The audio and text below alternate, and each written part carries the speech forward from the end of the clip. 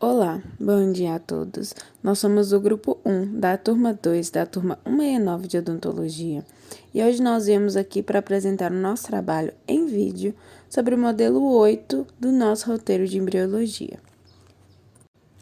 Bom, a princípio é válido a gente ressaltar que a gravidez é um momento muito importante para um casal e principalmente para a mulher, né? Porque é essa mulher que está gerando esse nenenzinho. E um dos processos de maior relevância para a formação desse embrião ocorre quando o casal ainda nem tem noção do perrengue que os esperam, porque eles ainda não sabem que vão ser pais, né? E esses processos, eles são a neurulação e a diferenciação do mesoderma. Eu vou falar aqui com vocês um pouquinho sobre a neurulação. A neurulação ela pode ser definida como um processo que é dividido em 4 etapas e que vai resultar na formação do tubo neural do nosso embriãozinho. Bom, esse tubo neural, a formação dele começa com a formação da placa neural, que é um processo no qual atuam simultaneamente a outras estruturas, a notocorda e o mesoderma paraxial, né? Bom, a primeira etapa desse processo ele se inicia quando células do ectoderma, que se diferenciarão em células do sistema nervoso, são induzidas a aumentarem a sua taxa de mitose. E quando essa taxa de mitose é aumentada, consequentemente, aumenta a quantidade de células. E essas células elas vão se agrupar em uma região, formando a placa neural, né, que é uma placa de característica bem espessa, e ela se situa no dorso do nosso embrião. A segunda etapa desse processo, ela passa pelo desenvolvimento, né, dessa placa neural, que parte do estreitamento dela e do alongamento, né, dessa placa, que é guiado, né, pela polaridade celular planar, que está presente nas estruturas do nosso embrião.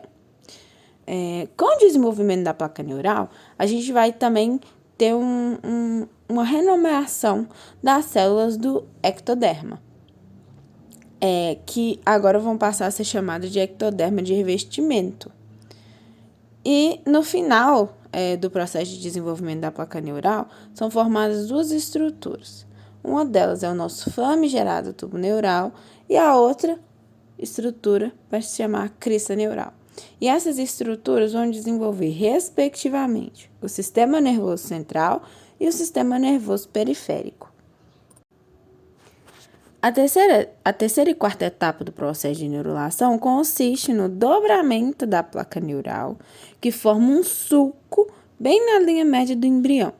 E com a junção, né, das porções axilares do sulco, há a formação, né, do tubo neural propriamente dito. Ou seja, nessa junção começa o fechamento do tubo neural do nosso embriãozinho. E, além desse fechamento do tubo neural, acontece também a separação entre o tubo e o ectoderma, que agora é ectoderma de revestimento. Bom, ainda falando um pouquinho sobre a conclusão da formação do tubo neural, a gente sabe que o fechamento completo, ele ocorre de maneira peculiar. Porque no começo da terceira semana vai se iniciar esse fechamento e ele parte da parte central do embrião, né, do meio do embrião, e ele vai indo em direção às regiões caudal e cranial. E nesse fechamento a gente tem 2 locais que são descontínuos, ou seja, que eles não se fecham da mesma forma que o resto do tubo. Essas partes que não se fecham do tubo, a primeiro momento, elas são chamadas de neuróporos. E elas ocorrem tanto na parte caudal como na parte cranial do tubo neural. E os neuróporos caudal e cranial, eles vão se fechar, respectivamente, no 27º e 25º dia do desenvolvimento do nosso embrião. Bom, é muito interessante a gente ressaltar que Problemas podem ser ocasionados quando não há o fechamento total ou há problemas no fechamento dos neuróporos, né? A gente pode citar algumas doenças que são causadas por isso. Uma delas é a anencefalia, que ocorre quando o neuróporo cranial não se fecha corretamente, e outra doença é a espinha bífida, que ocorre quando o neuróporo caudal apresenta problemas no fechamento. Bom, ainda na linha de reflexão do tubo neural, ocorre um evento de tremenda importância para o nosso embrião, mais ou menos entre a terceira e quarta semana de gestação, que é a formação das vesículas encefálicas. Essas vesículas elas são divididas em três, né? Que são o romboencéfalo, o mesencéfalo e o prosencéfalo. E todas as três são formadas a partir da porção cranial do nosso tubo neural. Além de ter as vesículas, a gente tem subdivisões dessas vesículas primárias. E essas subdivisões elas vão dar origem a estruturas que são indispensáveis para o bom desenvolvimento do nosso embrião. Bom, agora adentrando um pouco mais nas vesículas encefálicas, a parte que a gente chama de prosencéfalo, ela vai se dividir em outras duas estruturas, que são telencéfalo, que vai originar o hemisfério cerebral, e o dielencéfalo, que vai originar estruturas como tálamo, hipotálamo, neurohipófise pineal e as vesículas ópticas. Bom, ainda sobre o desenvolvimento do prosencéfalo, existe uma formação curiosa, né? Que é a formação das vesículas ópticas, porque elas são formadas por uma evaginação na região do dielencéfalo. E a partir dessa evaginação, a gente forma essas vesículas ópticas que posteriormente evoluirão para o cálice óptico e ali a gente vai ter o desenvolvimento do olho do nosso embriãozinho. Bom, continuando nas vesículas, depois do prosencéfalo, a gente tem o mesencéfalo, que não sofre uma diferenciação, né, como as demais vesículas, mas ainda assim ele origina estruturas importantes, como os cólicos superior e inferior, a substância negra, o núcleo rubro e os axônios, e dentre algumas outras estruturas. Bom, chegando ao fim das nossas vesículas, né, a nossa terceira e última vesícula, ela é o romboencéfalo. E o romboencéfalo, ele é subdividido em mielencéfalo, que vai originar o que a gente conhece como bulbo, e o metencéfalo, que vai originar o cerebelo e a ponte do nosso embriãozinho.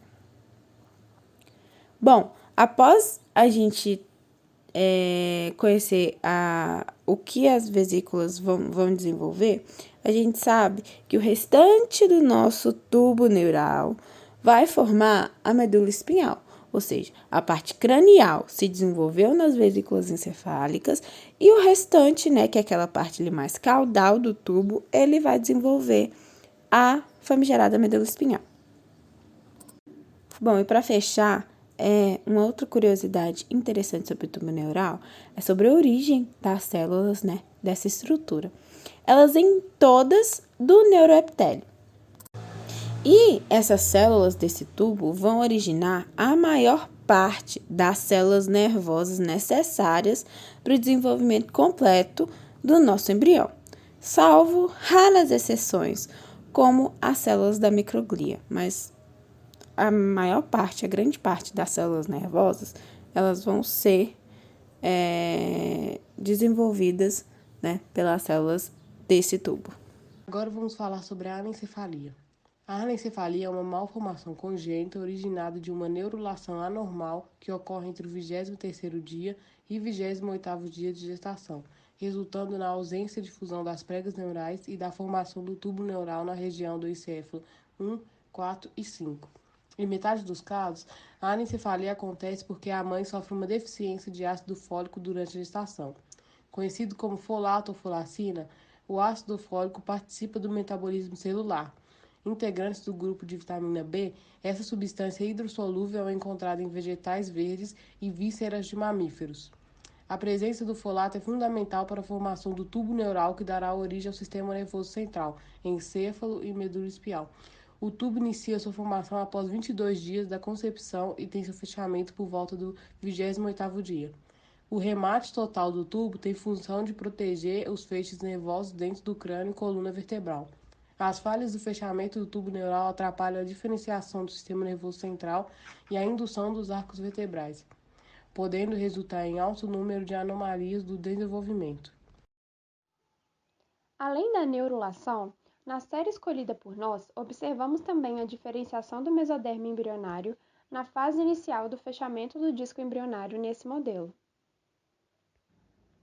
O mesoderma tem sua formação iniciada no 16º dia de gestação, a partir da migração de células de epiblasto pelo sulco e fosseta primitiva, e fica entre o endodermo definitivo e o epiblasto, tendo sua formação finalizada até o início da 4ª semana de gestação.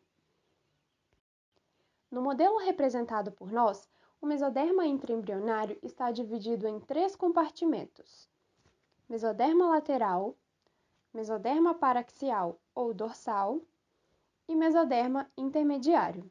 E vamos explicar a vocês em quais processos essas estruturas estão incluídas no desenvolvimento embrionário. O mesoderma lateral está envolvido na formação do sistema circulatório e das cavidades do corpo do embrião, sendo elas a pericárdica, onde se encontrará o coração, a pleural, onde ficará o pulmão, e a peritoneal, onde se formará o sistema excretor, as gônadas e as vísceras. Além disso, ele possui uma cavidade denominada celoma intraembrionário, que futuramente irá permitir a alocação dos órgãos. Ademais, o mesoderma lateral é dividido em mesoderma lateral somático, localizado próximo ao ectoderma, e mesoderma lateral esplâncnico, localizado próximo ao endoderma. Dessa forma, a junção do mesoderma lateral somático com o ectoderma forma a somatopleura, e a junção do mesoderma lateral esplâncnico com o endoderma forma a esplancnopleura. Essas estruturas, futuramente, estarão envolvidas no revestimento e na formação de estruturas mesodérmicas associadas à derme e ao trato gastrointestinal, a partir do dobramento do embrião. Já o mesoderma paraxial ou dorsal forma os somitos, ao lado do tubo neural, que são pares de blocos condensados, transientes, ou seja, que desaparecem com o tempo, e arredondados. Eles são formados por células do mesoderma paraxial e estão diretamente ligados à bilateralidade do corpo do embrião. O desenvolvimento desses somitos ocorre de maneira antero-posterior e é denominado somitogênese, sendo coordenado por proteínas e outras moléculas. Esse processo é periódico e a sua diferenciação é determinada por moléculas que variam de espécie para espécie. Em seguida, ocorre a epitelização e a especificação de acordo com cada região, e finalmente há uma diferenciação que é completamente submetida aos sinais das estruturas que os envolvem.